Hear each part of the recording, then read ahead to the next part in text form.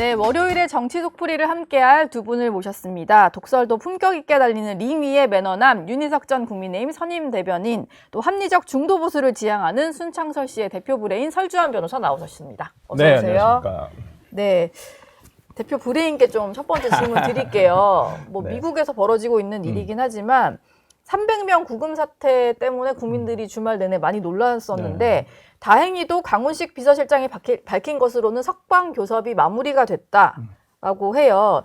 조금 전에 박성훈 대변인 같은 경우는 물론 우리 정부 설명은 자진 출국 형식일 것이다라고 하지만 혹시나 또 추방 형태가 됐을 때 또 피해가 있다 보니까 이게 좀 명확히 정리가 돼야 될 것 같다라고 하거든요. 자진 출국일 때랑 추방일 때는 확실히 다른 거잖아요. 이제 자진 출국과 추방 같은 경우에는 이제 뭐 가장 실질적으로 문제가 될 수 있는 게 재입국의 문제가 발생하지 않겠습니까? 지금 뭐 공장이 완성된 것도 아니고 지금 공사 도중에 거의 공사가 중단되다시피 했는데 이제 다시 이걸 하러 가야 될 거 아니에요. 네. 근데 이분들이 기존에 어떤 이걸 해오던 기술자들이잖아요. 만약에 우리나라 기업에 설명대로 한다면 그럼 다시 가야 되는 거 아닌가요?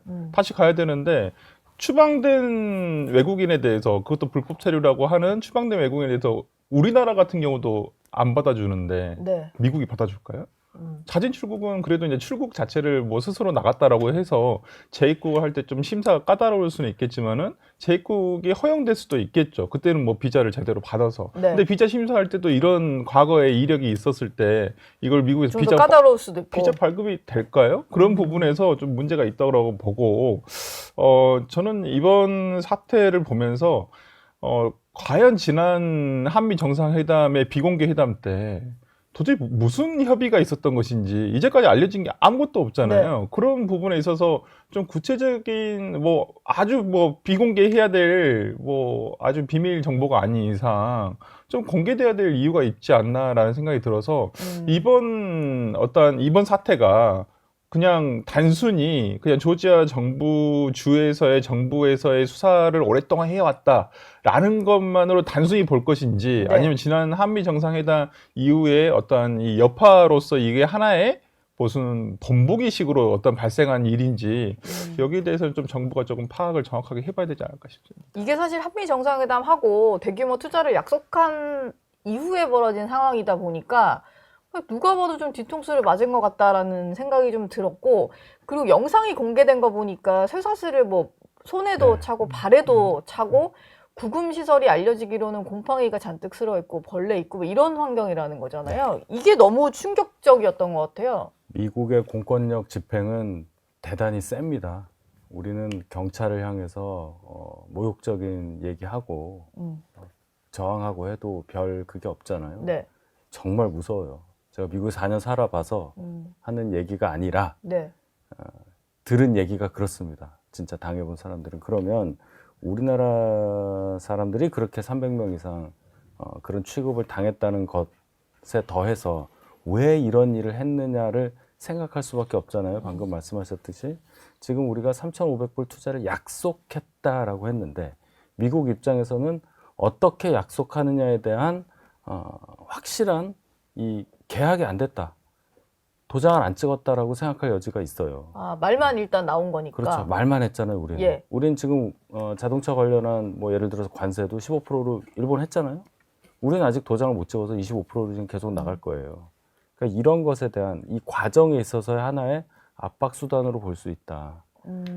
뭐 또 하나 좀 얘기하자면 뭐 미국에서는 조지아라는 데가 뭐 스윙 스테이트다. 바이든 대통령 될 때는 바이든 대통령 이기게 했고 이번에는 또 트럼프 이기게 했던 그런 왔다 갔다 민주당 공화당 왔다 갔다 하는 주니까 거기에 내년 중간 선거 때문에 뭔가 임팩을 주기 위해서 했다. 하지만 조금 더 하나 볼 수 있는 거는 미국에 투자를 하더라도 고용은 여기서 해라. 미국 사람, 미국 국적 사람을 써라라는 또 하나의 신호를 받아들일 수가 있으니까 결론은 경제적인 문제로 갈 수밖에 없는 거예요. 이 원인에 대한 분석은. 오늘 일단 국회에서 외교통일위원회 그리고 산업통상자원위가 현안 질의를 할 예정이에요. 이 관련된 얘기도 좀 나올 것 같은데 지금 말씀하신 대로 이게 투자를 하되 한국인들이 와서 일하지 말고 미국인 직접 고용해라 라는 걸 수도 있으니까 후속 조치를 좀 어떻게 하느냐, 재발 방지 대책 마련하는 게 가장 좀 시급해 보이거든요.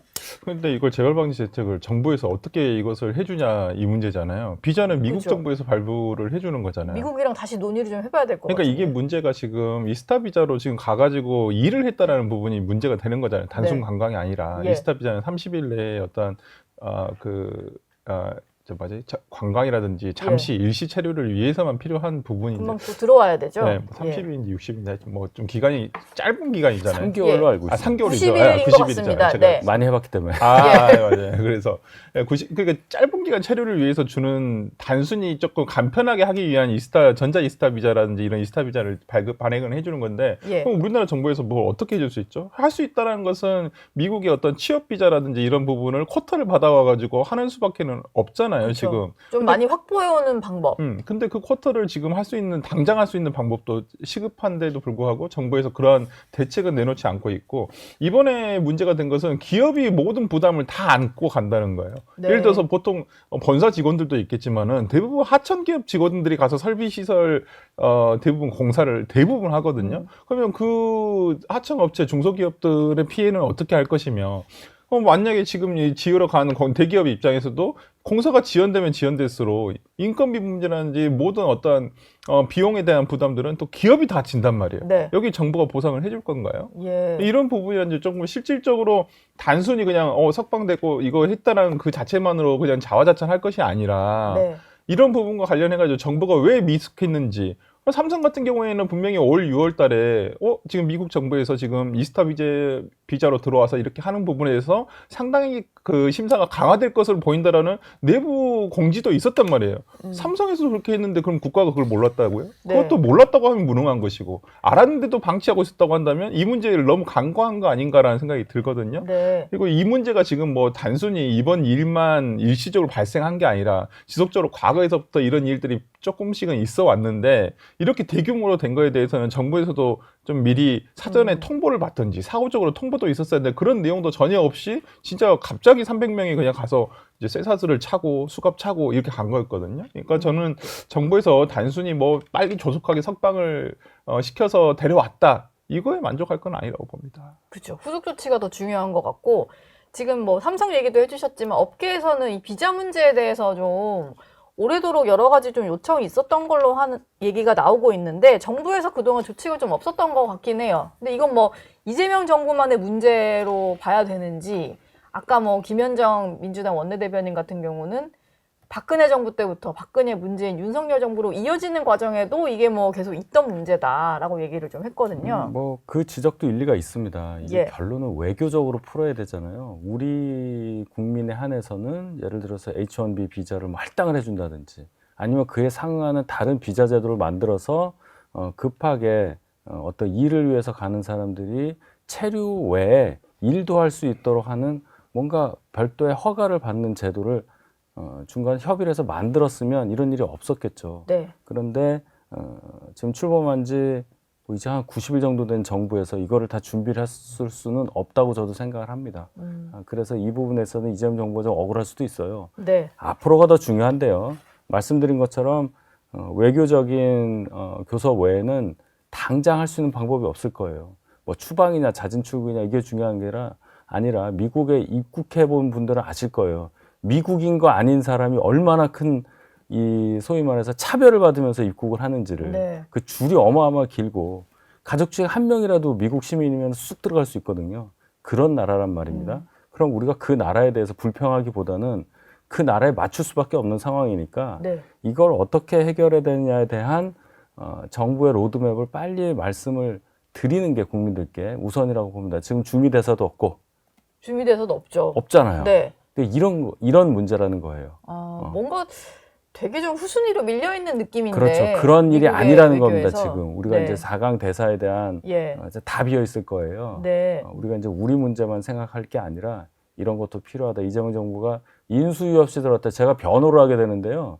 이런 과정에서 이런 어떤 허점들이 나와서 결국 크게 터졌다고 보고 뭐 비난은 비난이지만 앞으로가 중요하니까 이거 굉장히 큰일 아닙니까? 네. 국내 경기에 그쵸. 많이 영향을 미치니까 그런 로드맵을 빨리 얘기해야 된다. 예, 거기에 집중해야 한다고 좀 봅니다. 조속한 한미 정상회담에 후속 조치가 나와야 된다고 보여요. 구체적인 어떤 조치 자체가 없었기 때문에 저는 이번 일도 발생을 했을 거라고 생각을 하거든요. 예. 제 추측이긴 합니다만은 최근에 나오는 어떤 그냥 미국에서의 그냥 뭐 어떤 칼럼니스트를 쓴 내용들을 보면 비공개 회담에서의 사진들은 일단 사진만 공개가 된 내용들이 있어요. 근데 거기에 따르면 트럼프 대통령이 비공개 회담을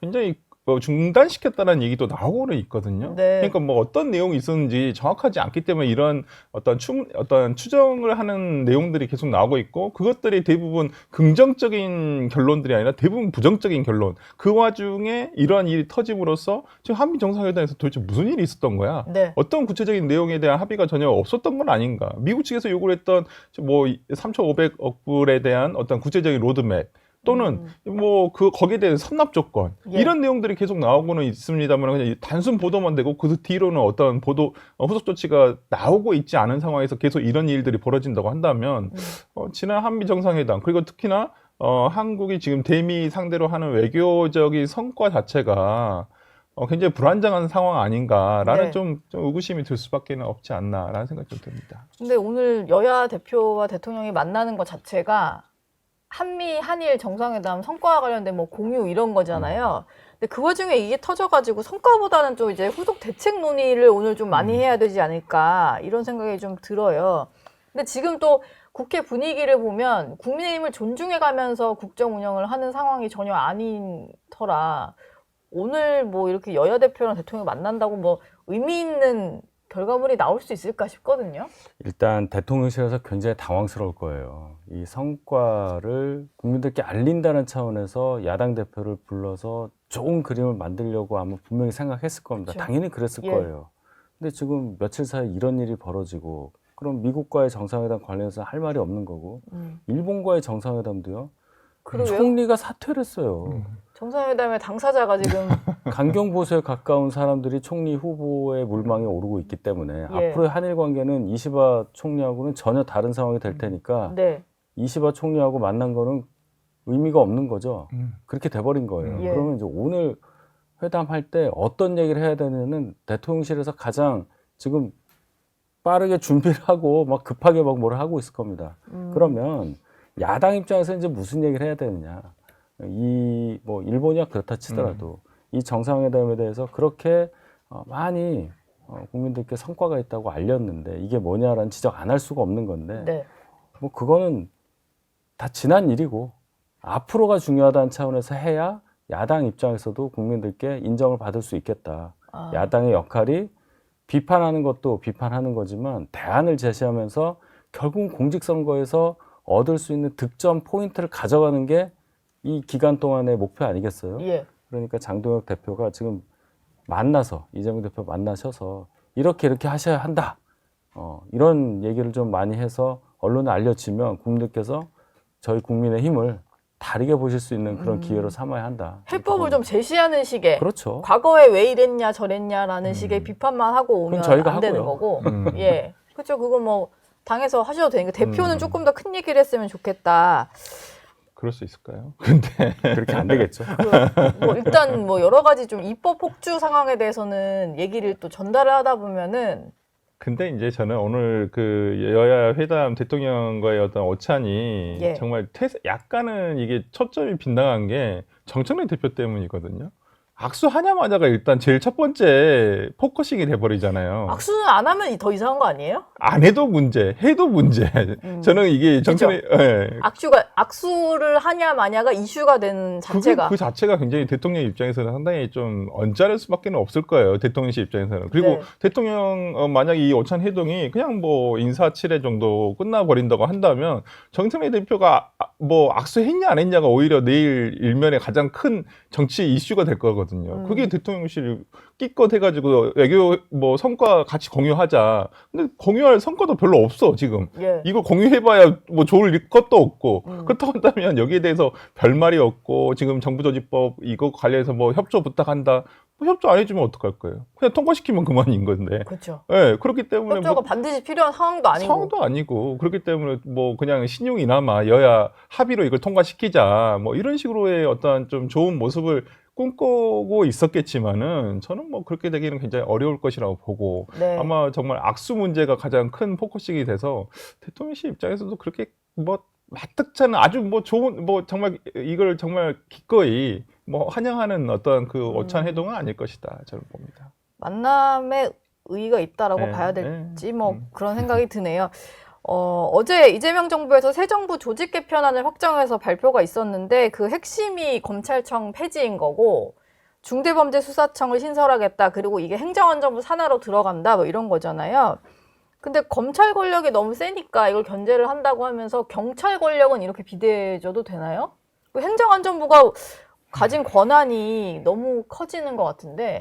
다 이제 그런 우려를 나타냈었고 그렇기 때문에 중수청이라고 하는 중대범죄수사청은 그대로 지금처럼 법무부에 두면서 계속 나가는 게 맞지 않냐는 의견이 많았죠. 네. 그런데 지금 민주당의 주류에서는 그렇게 되면 소위 공소청이라고 하는 것과 중수청을 검찰청을 크게 공소청과 중수청으로 나누는 물리적인 분리 외에는 실질적인 검찰 개혁이 안 되는 거다. 완전히 뭐 예를 들어서 뭐 싹을 그냥 없애야 된다는 차원에서 중수청이라는 데를 띄워서 아예 행안부로 갖고 오는 그런 걸 지금 선호한단 말이에요. 다분히 정치적인 거죠. 네. 뭐 때문에 검찰청을 그렇게 악마화 시키는지는 뭐 잘은 모르겠지만 이분들의 목적은 이 뭐 대전제 검경 수사권 조정이라든지 기소와 수사의 분리 뭐 이런 대전제보다는 검찰청이라는 곳을 해체해서 다시는 소생하지 못하도록 만드는데 주안점을 둔 이런 개혁이라고 볼 수밖에 없고 그래서 이름부터 검찰청 없애자는 거 아니에요. 네. 국민들이 그게 무슨 관심이 있습니까? 이름을 뭘로 바꾸는? 우리 예를 들어서 옛날 상공부 같은 거는 이름을 수차례 바꿔서 지금 뭡니까? 산업자원통상부인가요? 네. 뭐 왔다 갔다 합니다. 이 내무부였잖아요. 행정안전부도. 중간에 안전행정부였어요. 왔다 갔다. 행안부였다가 안행부였다가 뭐 행자부였다가 뭐 예. 그래도 아무 상관 없잖아요. 네. 근데 지금 이 명칭 가지고도 이게 헌법상 기관인지 헌법 기관인지 이런 얘기하면서 옥신각신하는 모습이 국회에서 며칠 전에 있었잖아요. 네. 이런 식으로 개혁의 본질에 대해서 접근을 못하고 말씀드린 것처럼 검찰에 대한 어떤 감정, 뭐 감정이라고 하면 좀 과할 수는 있어도 뭔가 논리적이지 않은 방법에 의해서 그것을 근거로 검찰 해체에만 주력하는 개혁이 돼버렸다. 결론은 피해는 국민께 올 것이 뻔한데 네. 이거 어떻게 주워 담을 수 있을지 저는 그 점이 너무 걱정이 됩니다. 이게 수사기관이 너무 그 수사 권한이 경찰에 많이 집중되다 보면 또 민생 사범들, 민생 수사 관련해서는 또 뒷전으로 밀리거나 해서 일반 국민에게도 아예 피해가 안 올 수가 없잖아요. 물론 이거 살면서 경찰서 갈 일, 뭐 검찰청 갈 일이 얼마나 있겠냐, 없는 국민도 많다 하지만 괜히 다른 수사까지 밀리면서 피해를 받을까봐 뭐 이런 게 좀 걱정되는 것 같긴 해요. 그러니까 저는 개인적으로는 저는 검찰청 폐지 반대론자입니다. 저는 반대론자. 네, 저는 반대하는 입장이에요. 예. 그러니까 실전에서 제가 변호사로서 활동을 하면서 그 검경 수사권 조정 이후의 폐해를 너무나 보고 목도하고 겪고 있기 때문에 네. 이건 지금 정부안대로 한다면 이거에 대한 피해는 오로지 국민들이 온전히 받게 될 것이다. 이건 국민만이 아니라 국가도 손해예요.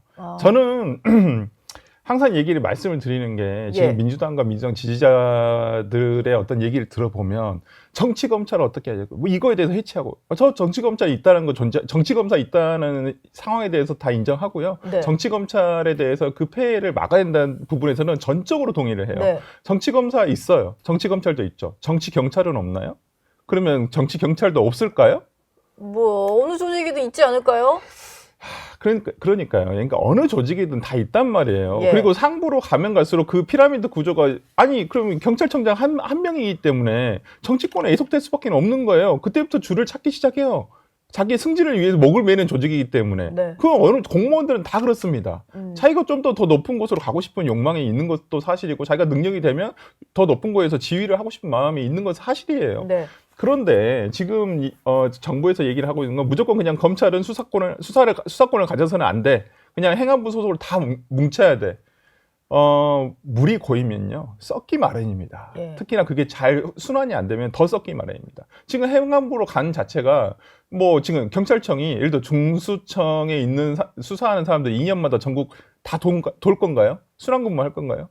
지금 검찰청처럼. 그러니까 검사들은 최소한 2년에 한 번씩은 돌긴 돌잖아요. 네. 어떻게든 돈단 말이에요. 네. 순환근무를 통해서. 그러면 그 지금 우리가 검찰에 왜 2년마다 순환근무를 시켜요? 판사나 검사들을. 그냥 뭐 걔들 뭐 거기 있는 사람들 그냥 뭐 지방 여행 시켜주려고 그렇게 하는 건가요? 아니에요. 다 이유가 있어요. 왜? 네. 지방에 있는 어떤 토착 세력이라든지 이런 거 결탁이 돼서 유착을 좀 막으려고. 그럼요. 부정부패를 막기 위한 원천적인 방법 중에 하나가 그런 거란 말이에요. 네. 그러면 지금 경찰들 순환근무 하고 있나요? 거의 없어요. 거의 그 지역에 제일 처음에 배속이 예를 들어서 임명 발령 받아가지고 시작하면 경기경찰 같은 경기도에서 계속 한단 말이에요. 네. 그것도 경기 북부나 중부 남부를 거의 또 갈라서 한단 말이에요. 그러면 그 부분에 대해서는 어떻게 수사할 거예요? 예. 조직 운영을 어떻게 할지부터 해서 일단 뭐 국가수사본부, 중수청은 역할이 어떻게 나뉘는 거며 뭐 이런 것도 지금 이제부터 해야 된다는 거잖아요. 그렇죠. 근데 법안을 통과시키고 그때부터 논의한다는 게 말이 되나요? 순서가 잘못된 거죠, 순서가. 예. 뭘 만들자를 정해놓고 그 다음부터 레시피를 만드는 거잖아요. 그렇죠. 그걸 어떻게 만듭니까, 그거를. 배합 비율 같은 거, 뭐 이런 거 다 연구하고, 나중에 그래서 이게 나왔습니다 해야 되는데, 이걸 할 건데요. 하고 지금부터 연구해서 그걸 맛을 만들어 나간다. 네. 그럼 그 사이에 피해는 국민들이 본다. 이게 핵심이잖아요. 그렇죠. 그래서 이 개혁이 성공할 수 있을지 모르겠습니다. 이게 이제 당장 시행되는 건 아니고 뭐 중간에 뭘 만든다고 하지만, 네. 제일 지금 제가 유심히 보는 것은 이름 바꾸고 했다는 얘기부터 했다는 거예요. 추석 귀성길에 검찰청 이름이 없어졌다는 걸 뉴스를 알려드리겠습니다. 이런 얘기잖아요, 지금. 그 핵심이 그거잖아요. 시안을 못 박아놓고. 네, 핵심이. 네. 추석 10월 6일 당일 그 전까지 만든다. 뭘? 검찰청이라는 이름을 아예 없애버리겠다. 네. 그러려면 어떻게 해야 되는데 이렇게 거꾸로 가는 거죠. 하다 보니까 그렇게 된 게 아니라 네. 이걸 해놓고 이걸 하려니 얼마나 머리가 아프겠어요. 앞뒤가 완전 바뀐 거네요. 네. 그동안의 입법 과정과도 워낙 이제 순서가 뒤죽박죽이어가지고 이게 어떻게 될지 잘 모르겠는데, 검찰은 이렇게 좀 해체를 한다고 하면서 대통령이 또 하나 지시한 게 있는데, 건진법사와 관련해서 이제 압수수색 과정에서 나왔던 관봉권 띠지 분실 사건과 관련해서 검찰이 아닌 특검이 수사하는 방식을 좀 검토하라고 지시를 했어요. 이게 지금 별도 상설 특검을 좀 얘기한 것 같은데, 특검을 통한 어떤 정치를 하겠다라는 걸까요? 근데 저는 이재명 대통령 이 부분은 조금 그 표현이 잘못됐다고 보여요. 예. 지시를 어떻게 특검에게 한다는 거, 특검이 수사하는 방안을 검토하라고 지시한단 말이 도대체 누구한테 지시를 한다는 것인지 그것도 좀 애매하고, 그러면 정부, 지금 민주당에 지시를 한 건가요? 그렇겠죠. 상설 특검 한다고 한다면 그렇게 예. 한 거잖아요. 네. 지시 대상인가요? 법무부에서 할 수도 있죠. 법무부, 장관이. 아니 뭘 그렇게 할 수는 있는데 뭐... 이 부분 조금 저는 바람직하지 않다. 그러면 그 대통령이 하명받은 수사잖아요. 네. 그러면 이걸 굳이 특검을 통해서 할 필요가 있나요? 행안부 장관 통해서 경찰에서 해도 되는 부분이고. 예. 저는 이런 부분이 조금 오해의 소지를 날 만한 대통령의 지시사항이라는 것이 조금 일단은 좀 형식상으로 좀 문제가 있어 보이고. 네. 근데 지난번 그때 그 수사팀 불러다가 뭐 그 정말 말단 직원 불러다가 국회에서 청문회 했었잖아요. 근데 제가 받은 느낌은 그분들은 그냥 아무 그런 어떤 정무적인 판단이라든지 이런 거 하실 분들은 아닐 것으로 보여요. 예. 이제 1, 2년 차 되신 분들이 그냥 압수물 가져와서 이거 해놔라고 하니까 그냥 본인들은 그냥 당연히 그렇게 이제까지 해왔던 대로 했던 것 뿐이에요. 네. 뭐 그 부분에 실수가 있다고 하면 그냥 문책 정도 뭐 징계가 될 수도 있겠죠. 근데 제가 봤을 때 말하는 태도나 어떤 뉘앙스나 이런 걸 봤을 때 그분들이 어떤 의도를 가지고 이걸 제거했다? 그 부분도 좀 이상하거든요. 그렇게 보이지는 않았어요. 제가 봤을 때는. 뭐 정치 수사관인가요? 그렇게 되면? 그러니까. 예. 아니, 그럴 만한 위치가 아니라는 거예요. 네, 그럴 만한 그렇죠. 위치가. 실무자들이니까. 예. 제가 두 가지를 지적을 하고 싶은데요. 이재명 대통령이 이제 특검을 통해서 수사하는 방식을 뭐 지시해라 했던, 뭐 검토하라 했던 그것보다 특검이 뭐예요? 수사권, 기소권 같이 갖고 있는데잖아요. 네. 그걸 또 하라는 얘기잖아요.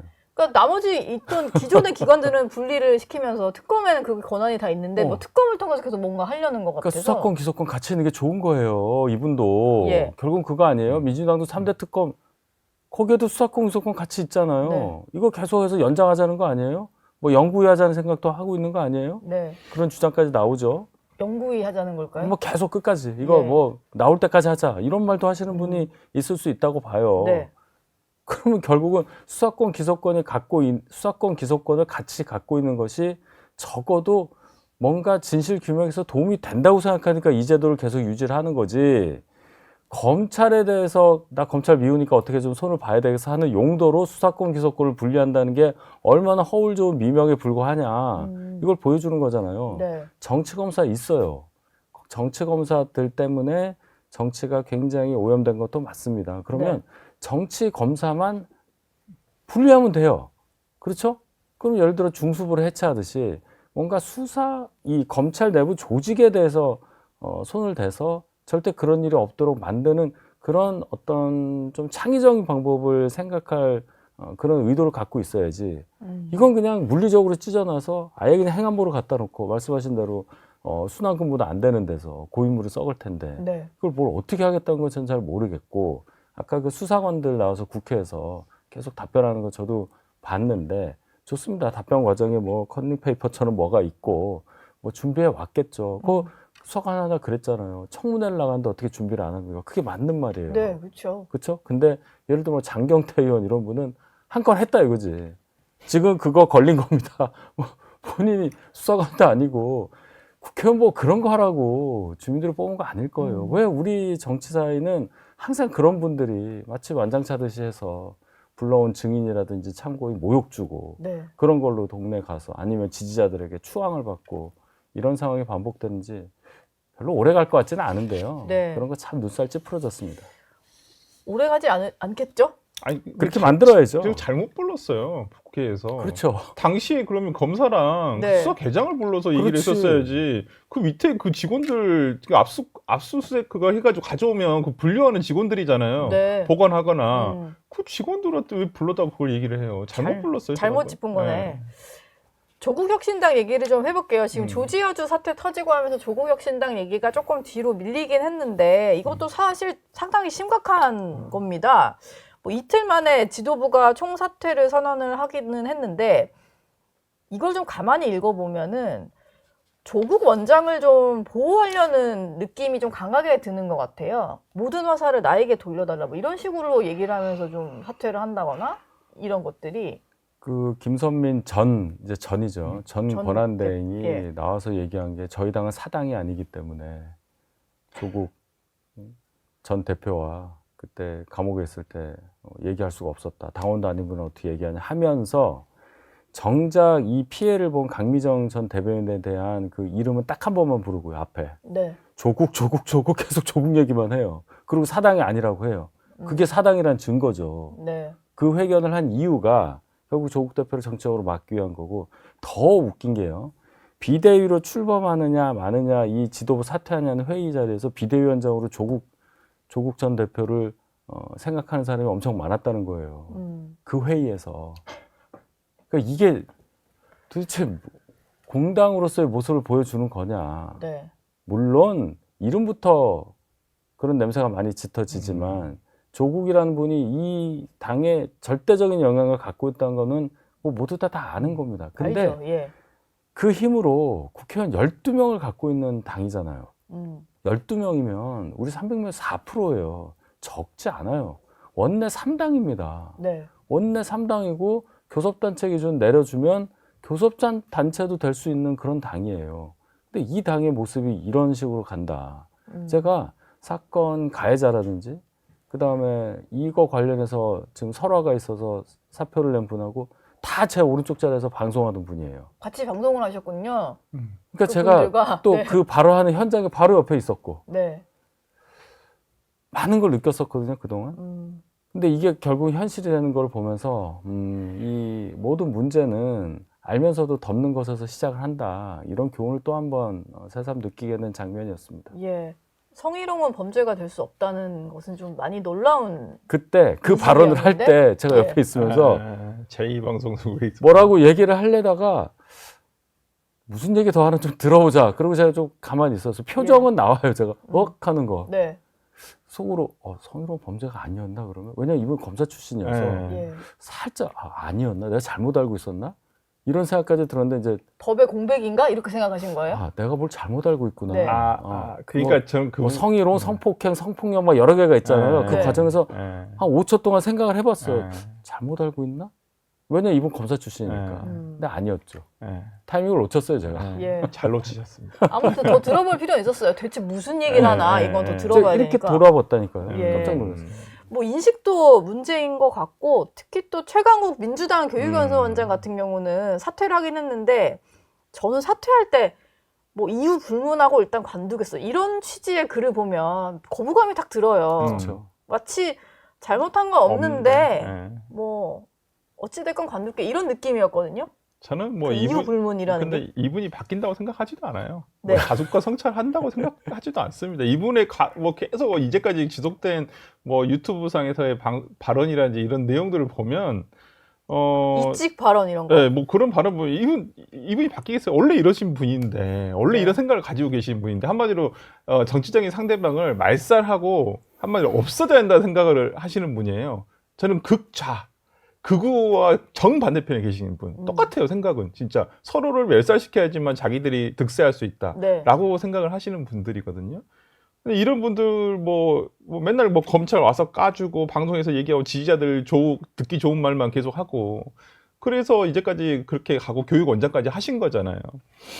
바뀌시지 않으라고 저는 생각을 하고 뭐 다시 한번 등판하시겠죠. 언젠가 다시 민주당에서 등판하실 거라고 생각을 기회를 하는데 계속 주고 있어가지고. 아니면 조국 당으로 가실 수도 있고요. 조국 대표가 다시 올라온다. 저는 이제 이분 당적에 대해서 옛날에 열린 민주당하고 민주당 갔다가 지금은 뭔가 그래서 뭐 강연을 했다길래 당연히 지금 당적이 조국 당인 줄 알았어요. 저도 그랬어요. 네. 근데 타당 사람이 거기 가서 교육을 했는데 2년으로 보면 조국 전 대표하고 뗄래야 뗄 수가 없잖아요. 없죠. 같은 그 작업에 연루가 됐으니까요. 부탁을 했다는 거 아니에요. 네. 그 위조에. 네. 그래서 굉장히 놀랐는데 민주당은 하여튼 교육연수원이라는 데를 좀 이름을 바꿔야 돼요. 그 연수원장 했던 분들마다 지금 뭐 정봉주 전 의원, 박구영 그러네. 전 교수 예. 이분 뭘 교육하는 데입니까? 거기는 설화 교육하는 데는 아닐 거예요. 아무것도 아니라고 이런 거. 예. 아무것도 아니다. 예. 이런 거 아무것도 아니라고. 더 센 말을. 아니 좀 문제가 있다 보여요. 그러니까 예. 지금 최강욱 그러니까 전 의원 때문에 민주당이 여기 연루가 돼 버렸잖아요. 본의 아니게. 그렇죠. 다른 당의 일이었는데. 타당의 일인데 이게 민주당까지 당연히 불똥을 튀게 한 본인이 가교 역할을 한 거예요. 네. 거기에 대한 정치적인 부담도 당연히 있어야 된다고 보는데 저는 이분이 뭐 일시적으로 보고 특히나 저는 제일 더더욱 어이가 없는 건 조국 전 대표 어저께 무슨 뭐 SNS에 사진 바꿨잖아요. 아, 네, 바꿨어요. 사진 그게 바꾼다고 귀 이렇게 네, 하는 귀 거. 뭐 기울이겠다고 그리고 프로필 사진 바꾼다고 그 사람의 어떤 태도 이제까지 메시지가 달라집니까? 네. 제발 조국 전 대표한테 실망하시는 분들은 그런 거에 실망하시는 거예요. 보여주기식으로 네. 뭐 하는 거. 행동이 바뀌는 게 아니라 어떻게 하면 보여줄까? 어떻게 네. 하면 이게 뭐 된장찌개 사진부터 이게 계속 뭐 하는 거 보면 지금 뭐 진심 하나도 없이 그냥 나는 이렇게 하고 있어요. 나 기기 이룰게요. 그냥 사진 바꾸고. 저 진심이란 게 도대체 어디 있는 거예요? 조국의 진심은 어디 있습니까? 네. 조국의 진심을 좀 듣고 싶네요. 저는 모르죠. 네. 깜짝이야. 본인한테 여쭤봐야죠. 뭐. 네. 알겠습니다. 두 분 오늘 말씀은 여기서 마무리하겠습니다. 고맙습니다. 네, 감사합니다. 저희 영상 많이 시청해 주시고요. 좋아요, 구독, 댓글, 알림 설정 꼭 부탁드리겠습니다.